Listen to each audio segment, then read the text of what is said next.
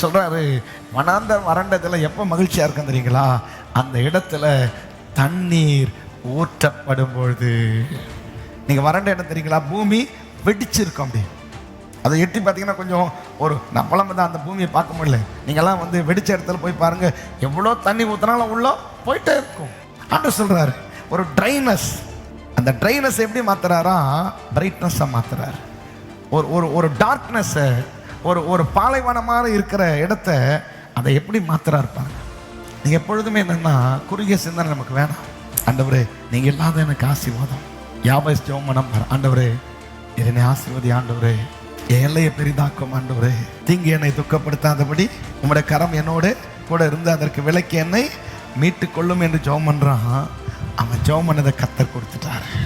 எத்தனை பேர் உங்களுக்கு எல்லை விரிவாக்கத்துக்கு ஜெபம் பண்ணுங்க, உங்க பிள்ளைகளின் முன்னேற்றத்துக்கு ஜெபம் பண்ணுங்க, உங்களுடைய பொருளாதார முன்னேற்றத்துக்கு ஜெபம் பண்ணுங்க. வசனத்தை எடுத்துக்கொள்ளுங்க, சூழ்நிலை பார்க்காதீங்க. அவர் நொடிகளை எவரையும் மாற்றுகிற சக்தி, ஒரு ஆல் மைட்டி தேவ மனுஷனா. உங்களுக்கு நான் சொல்றேன், உங்கள் வனாந்தரம் செழிப்பாக மாறத்தான் போகிறது. நிறைய பேர் பலவீனத்தோடு சர்ச்சைக்கு வந்திருக்கலாம். இன்னைக்கு என் பலவீனம் மாறும்னு கேட்கலாம். அந்த தேவ மனுஷன் ஒரு நாள் உங்கள் துக்கத்தை சந்தோஷமாய் மாற்றுவார். உங்கள் விசுவாசத்தை ஒரு நாள் விடாதீங்க. யோசித்து பாருங்க, இனி காலம் செல்லாம்.